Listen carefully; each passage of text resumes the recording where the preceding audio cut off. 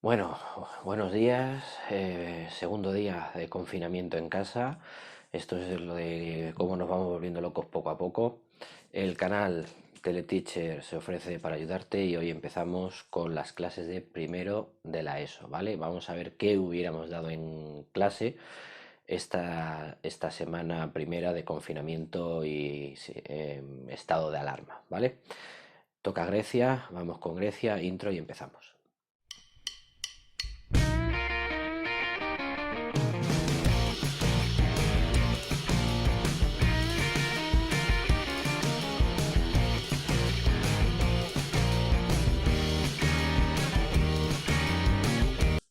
Bueno, a modo de introducción, por centrarnos, ¿vale?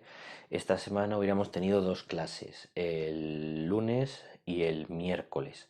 Por eso lo de sesión 1 y sesión 2. ¿Qué es lo que hubiéramos visto en la sesión 1? Pues hubiéramos repasado los criterios 1, 2 y 3. Ahora voy a exponer dónde está todo, ¿vale?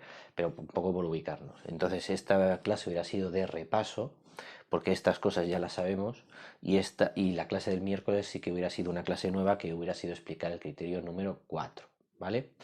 El libro de Anaya, que es muy especialito, ¿vale? Que es el que tenemos en clase, el libro de Anaya, el criterio 1 básicamente tiene que ver con la historia de Grecia, lo veis aquí, ¿de acuerdo? Y abarca, bueno, en el libro que está en español es el tema 11. Para los bilingües es el tema 10, ¿vale? Primera página tiene que ver, ¿veis? Ahí lo del epígrafe 1 y demás. Todo eso sería el criterio 1 con la línea del tiempo que veis abajo, ¿de acuerdo? Más, el criterio 1 es la historia de Grecia. Hasta la guerra del Peloponeso, que pasamos página, ¿de acuerdo? Pasamos página y esta parte de aquí y esta de aquí hasta aquí sería ese criterio número 1, la historia de Grecia hasta que termina la guerra del Peloponeso. Ahora lo vamos a repasar todo. El criterio número 2 tiene que ver con las ciudades griegas, que sería, seguimos pasando página y es esta página de acá, ¿vale? ¿Veis? Criterio, ahí el epígrafe 3, pero tiene que ver con el criterio número 2 y que tiene que ver con las ciudades griegas y su concepto de democracia, ¿vale? Y la diferencia entre Grecia, digo, entre Atenas y Esparta, ¿vale? Y el criterio 3, que sería el último que repasaríamos ese lunes, tiene que ver con las colonizaciones, que está al principio del tema. Otra vez nos volvemos al 1, pero tiene que ver aquí. Estos parrafitos de aquí que hablan de las colonizaciones, eso de ahí, nada más, eso de ahí, sería ese criterio número 3. En el libro que está en inglés para mis bilingües es exactamente lo mismo, cambia el número de página, cambia el número de tema, pero van en el mismo orden y el contenido es el mismo, no os vais a perder nada, ¿vale? Y luego lo que veríamos el miércoles, que es ese criterio 4, es el helenismo, tiene que ver con la figura de Alejandro Magno y el helenismo, y volvemos a esta página de acá, veis que estamos en ese epígrafe gordote y estamos aquí, todo esto acá, el 2.2. El 2.2, 2.2 tiene que ver con el helenismo y la figura de Alejandro Magno, que veis aquí sus conquistas. ¿Vale? Entonces, ahora que ya sabéis un poco dónde está tema 11 para los que están en castellano, tema 10 para los que son los bilingües, el libro de Anaya, ahora vamos a ir viendo cada criterio, repasando y explicando, ¿de acuerdo? Corto y seguimos. Bueno, vamos a ir repasando ese criterio 1, esto está explicado en clase, pero bueno, para la gente que no me tiene a mí como profe y es muy afortunada, ¿vale? Pues voy a ir explicándolo para los demás. Básicamente es una línea del tiempo con las distintas fases de la historia de Grecia por las que ha ido pasando y sus principales hechos, ¿vale? El criterio 1 llegaría más o menos hasta aquí, ¿de acuerdo? Llegaría el criterio 1, ¿vale? El helenismo ya sería criterio 4. Ya sería criterio 4, pero bueno, yo lo voy a explicar todo, ¿vale? De todas maneras, en este canal tienes vídeos sobre la historia de Grecia y sobre Alejandro Magno, ¿vale? Iré poniendo los enlaces por aquí arriba para que veáis los vídeos y así ya lo tenéis explicado. La historia de Grecia, lo que voy a contar hoy ya está explicado, pero como en unos 30 minutos, y Alejandro Magno lo mismo en otros 30 minutos, pero bueno, son para complementar. Hoy ya os digo, es un poco intentar decir qué hubiéramos dicho en clase. Hay una época micénica, ¿de acuerdo? Vamos a poner pues del 1500 al 1200 antes de Cristo, más o menos, ¿vale? Del 1500 al 1200 antes de Cristo, más o menos, en la que la península griega tiene una serie de ciudades-estado, polis, independientes, que se odian, que básicamente es la ciudad y el terreno que la rodea, cada ciudad con su dios en concreto, con su sistema de gobierno en concreto y demás. Y ahí tenemos las grandes ciudades tipo Esparta, Micenas, Corinto, Olimpia, es decir, bueno, que va a ser luego santuario, es decir, son las grandes ciudades griegas, las clásicas, las antiguas, ¿vale?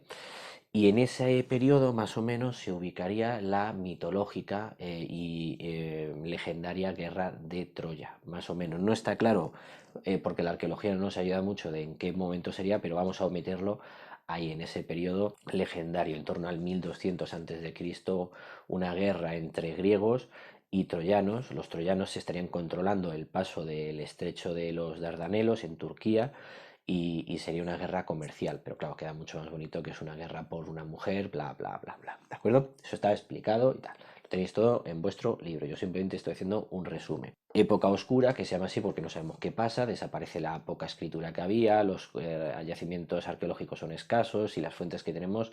En este periodo, acordaros que es cuando viene la invasión de los pueblos del mar, por todo desde Asia hacia Europa y un poco se arrasan culturas, pues, cretense, en las culturas que había en Mesopotamia, todo eso va a ir desapareciendo, ¿vale?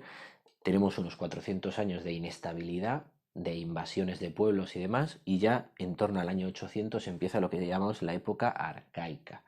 De este periodo lo más importante, el fenómeno quizá más importante va a ser las colonizaciones, que ese son el criterio 3.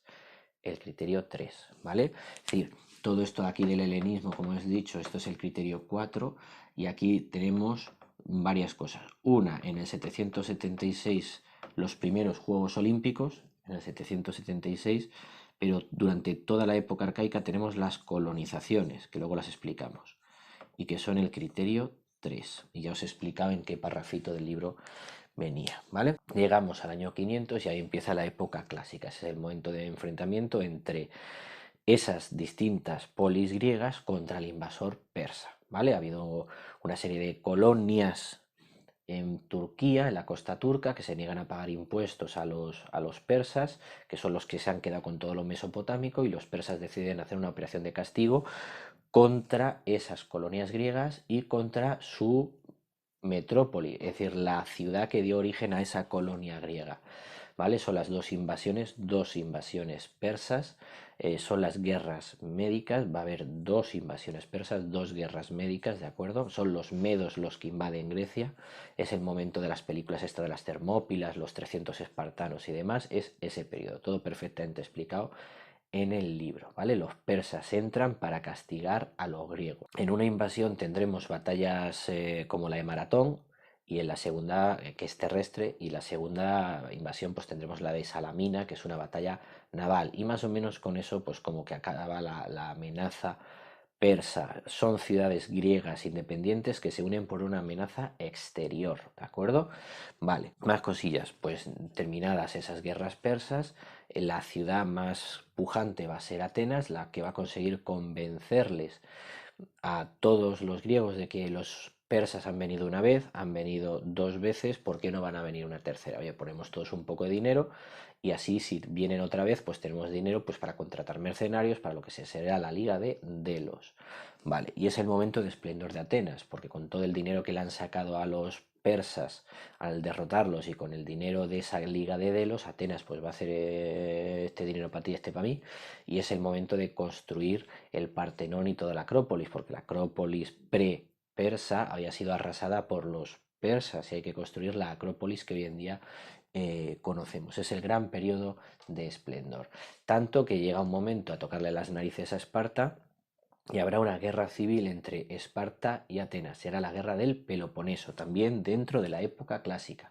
¿Vale? Primero las guerras persas o médicas, porque son los medos los que vienen a atacar, y luego vendrá la guerra del Peloponeso, que es una guerra civil entre Atenas y Esparta. Esparta que defiende la monarquía, el autoritarismo, la aristocracia y el ejército de tierra, mientras que Atenas defiende el ejército de mar, la economía marítima, el comercio, la democracia, el todos opinamos, ese tipo de historia. Ya entraré en el concepto todos, si realmente eran todos, ¿vale? Guerra civil entre esas dos ciudades. Los atenienses siguieron el consejo de Pericles de vamos a encerrarnos todos dentro de las murallas y aquí defendemos, que era su error porque se declaró una peste. En fin, y van a morir mogollón por esa peste que se van contagiando los unos a los otros, ¿vale? Guerras del Peloponeso. Terminadas las guerras del Peloponeso, ha ganado Esparta, ha perdido Atenas, lo que pasa que toda la península se ha visto involucrada por alianzas y al final están todos absolutamente agotados y exhaustos. ¿Qué es lo que va a ocurrir? Que va a aprovechar las circunstancias una región nueva que viene desde el norte, que es Macedonia, donde hay un rey nuevo que se llama Filipo y va a decidir invadir Grecia. Macedonia está al norte de Grecia, no es Grecia, es una región muy montañosa con muchas minas y allí hay un rey muy expansionista que se llama Filipo que decide conquistar Grecia. Los pilla agotados y los va a conquistar relativamente fácil. El hijo de Filipo, Alejandro Magno, ¿vale? Y ahí ya nos meteríamos en ese criterio 4 que vamos a ver después, ¿vale? Entonces, criterio 1, desde aquí hasta aquí, saber las fases por las que pasa Grecia y los hechos más importantes de cada uno, sobre todo en la época arcaica, ya os digo, los primeros Juegos Olímpicos, las colonizaciones, recordar que se odian, recordar que no son una unidad, que lo único que les une es que todos hablan griego, que todos conocen los mismos dioses y saben que este es hermano de aquel, este es hijo de aquel y aquel no sé cuánto, y que solo se unen ante una amenaza externa, ¿vale? Época clásica, pues con las guerras contra los persas y las guerras civiles de la guerra del Peloponeso, ¿vale? Y luego llegaríamos al enigma, ¿vale? Ese es el criterio 1. Vamos a repasar el criterio 2. Bueno, seguimos. El criterio 2 tiene que ver con las polis griegas y su forma de organizarse y de estructurarse, ¿vale? Destacaba en vuestro libro Esparta y Atenas, ¿vale? Esparta sería una ciudad vinculada a la tierra y vinculada pues siempre a la imagen de la guerra, la virilidad, el entrenamiento, el sacrificio, mientras que la imagen que tenemos de Atenas es la cultura, la acrópolis, la navegación, el comercio y demás. Bueno, cuanto a Esparta, tienes, lógicamente, no todos los ciudadanos pueden hablar a la vez, no todos los ciudadanos van a tomar decisiones, hay una serie de grupos de asambleas, los tenéis todos perfectamente explicados en vuestro libro, con unos esquemitas, en función de tu edad y de tu estatus dentro de la ciudad, pues tendrás más o menos poder, ¿vale? Va a haber una serie de asambleas que preparan los temas y luego cada vez un grupo más reducido de personas van tomando decisiones que van preparando leyes, que van preparando decisiones, que luego se le presenta a una asamblea más general que solo tiene que votar sí o no. Normalmente esto es así, ¿vale? Pensar que vosotros en vuestra clase para poner un examen montáis unos pollos de 3 pares de narices, pues al final a la decisión que se llega es, bueno, pues un grupo reducido de personas presenta 2 o 3 alternativas y el grupo grande lo único que tiene que hacer es votar sí o no, o me gusta esta, me gusta aquella, ya está. Es más o menos lo que vamos a tener tanto en Esparta como en Atenas. Diferencias, por ejemplo, en Esparta el padre tenía que ser espartano para que tú fueras espartano. La madre daba igual de dónde hubiera nacido, pero el padre tenía que ser espartano. Si no, no se te considera a ti espartano. En Atenas no. En Atenas tienes que ser hijo de padre y madre ateniense. Si no, no eres ateniense. Los dos tienen que ser atenienses. Si no, tú no eres ateniense. Más diferencias, el corte de la edad, ¿vale? A qué edad se te considera que puedes participar en las asambleas. Para los espartanos tienes que tener prácticamente 30 años para poder participar, mientras que los atenienses con 18 o 20 años tú ya estás en las asambleas, aunque sean las asambleas de base, pero ya estás en las asambleas, ¿vale? Y luego más diferencias, en Esparta va a haber 2 reyes, principalmente en Esparta va a haber 2 reyes, que será un ejemplo o algo parecido a lo que luego veremos en Roma, ¿de acuerdo? Que tenían 2 cónsules, ¿de acuerdo? Encargados del ejército. Bueno, pues en Esparta había 2 reyes, mientras que en Atenas la figura del rey no existe. Ahí lo que hay es una serie de magistrados con una serie de competencias. Hay una asamblea de unas 500 personas que prepara temas y es la que realmente tiene el poder casi ejecutivo, y luego hay una eclesia, una asamblea general donde votaban todos los ciudadanos atenienses. Y ahí llegamos al apartado que más me interesa del criterio 2, que era qué consideramos democracia, porque realmente era una democracia la ateniense. Pues no, porque para nosotros en una democracia es todos los hombres y mujeres mayores de edad, ta, ta, ta, ta, ta. En Atenas no era así. En Atenas tenías que ser, recordar, hijo de padre y madre ateniense para ser tú considerado ateniense, pero es que además no votaban las mujeres, no votaban los esclavos y no votaban los extranjeros. Con lo cual, si no votan las mujeres, ni los esclavos, ni los extranjeros que están allí por negocios o por lo que sea, pues realmente el número de personas que realmente votaba en Atenas, la cuna de la democracia, pues es menos del que podríamos pensar, ¿vale? Pero bueno, básicamente ese es el criterio 2, que es una polis, la ciudad rodeada de sus campos, su cultura, su religión, su sistema de gobierno. Tenemos el ejemplo de Esparta y de Atenas, sus distintas organizaciones y el famoso concepto de democracia ateniense, ¿vale? Criterio 2, saltamos al criterio 3. Criterio 3 tiene que ver con las colonizaciones y a ver que se me vea bien esto de Teleteacher, suscríbete, oye que te estoy echando una mano, ¿qué te cuesta? ¿Qué te cuesta? Bueno, el criterio 3 tiene que ver con las colonizaciones y simplemente es en ese siglo 8 7, ¿vale? Antes de Cristo, las circunstancias demográficas en Grecia empiezan a caer, en el sentido de que no hay recursos para todos o los recursos son escasos y entonces habrá muchos griegos que decidan coger el petate e irse a fundar ciudades fuera de Grecia. La ciudad madre se llamará metrópoli y la ciudad que nazca se va a llamar colonia, ¿vale? Cada metrópoli tendrá varias colonias. ¿Por dónde las van a fundar? Lo tenéis en el mapa de vuestro libro, ¿vale? Los que tenéis el libro en castellano es en la página 189 y los que es el libro en inglés, pues no sé, pues buscarla porque es en la segunda página del tema. Tenéis ahí todo el mapa del Mediterráneo con los lugares donde se han fundado colonias, por ejemplo, toda la zona del Mar Negro. La zona del Mar Negro va a haber muchas colonias griegas. La zona cercana a Turquía, toda la fachada turca de la península Anatolia, muchísimas colonias. Sicilia, el sur de Italia, que le llamaban la Magna Grecia, ¿vale? Todo eso hasta arriba de colonias. En Marsella, en el sur de Francia, para recibir todo el estaño que bajaba desde las Islas Británicas para mezclarlo con cobre y poder tener bronce. Y luego en España, Emporión, por ejemplo, por poner un ejemplo, ¿vale? Ampurias sería de fundación griega, ¿vale? Entonces eso es un poco el fenómeno de las colonizaciones que implicará transmitir la cultura y la influencia griega por todo el Mediterráneo, dar a conocer a todo el Mediterráneo, a la península ibérica, por ejemplo, lo que se está haciendo en Grecia gracias a esas colonias y demás, y que esos vínculos entre colonia y metrópoli no se van a perder nunca y tendrá consecuencias como hemos visto en la guerra médicas, en las guerras contra los persas, ¿no? Una cosa que hacen las colonias la van a pagar las metrópolis, ¿vale? Cosas así. Ese sería el criterio 3 que tiene que ver con las colonizaciones. De hecho, si no recuerdo mal, yo en clase les hice copiar un esquema que se puede encontrar por el Google cuando pones causas y consecuencias de las colonizaciones griegas, ¿vale? Pues un poco sería eso, dentro de las causas, ese exceso demográfico, la pobreza de los suelos, el mal reparto de la tierra, bla, bla, bla, bla, y entonces eso provoca que la gente salte de la isla, de la península, hacia fundar sus colonias nuevas, y luego esas consecuencias, esa difusión de la cultura griega y demás, ¿vale? Básicamente sería algo así, ¿vale? Entonces dejamos el criterio 3 y saltamos al criterio 4, que sería el criterio nuevo.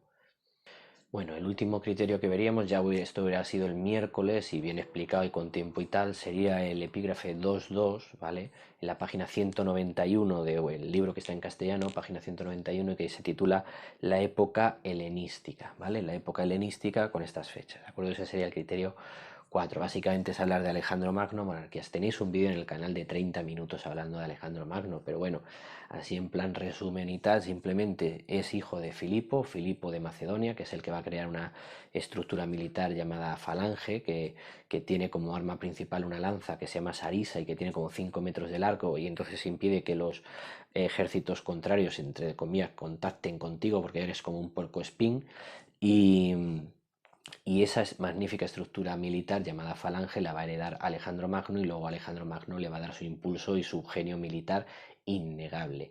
Con 18 o 20 años se hace cargo del reino porque a su padre lo mueren, que estas cosas ayudan mucho, y decide saltar de la península del Peloponeso a por los persas. ¿de acuerdo? Tendrá un montón de batallas. Tenéis en esa misma página 191 el itinerario que hizo Alejandro Magno, primero por Turquía, luego bajando hasta Egipto, luego desde Egipto ya entrando en el corazón de Persia, persiguiendo continuamente a Darío, el emperador, el líder persa, hasta que es derrotado y llegando hasta la India y luego ya de regreso y cuando muere en Babilonia. Cuando muere en Babilonia, pues fijaos que prácticamente tiene 30 años y ha conquistado el mundo, ¿vale? Se ha endiosado a sí mismo, ha perdido un poco la noción de la realidad y sus generales pues se lo llevan bastante mal, hacía ya muchos años que le decían, mira niño, vámonos para casa, que qué pintamos aquí, ¿no? Cuando muere Alejandro Magno con el semejante imperio conquistado, sus 3 o 4 generales principales se van a repartir esos terrenos, ¿vale? Uno se va a quedar con la zona griega, otro se va a quedar con la zona mesopotámica y otro se va a quedar con la zona egipcia, ¿vale? Allí entrarán, es cuando empezará la dinastía de los Ptolomeos en Egipto, en la zona persa los Seleucidas y demás, ¿no? Bueno, pues entonces es un poco, muy resumido, la parte del helenismo. Es muy breve en vuestro libro. Si queréis saber más, ya os digo, tenéis el vídeo del canal que son 30 minutos hablando de Alejandro Magno. Si no tenéis ahí suficiente información, pues ya no sé qué contaros, ¿vale? Todo el tema de su ejército y todas las leyendas sobre el nudo gordiano o la guerra de Isos y Gaugamela, bueno, pues todo lo tenéis ahí contado perfectamente, o eso creo yo, ¿vale?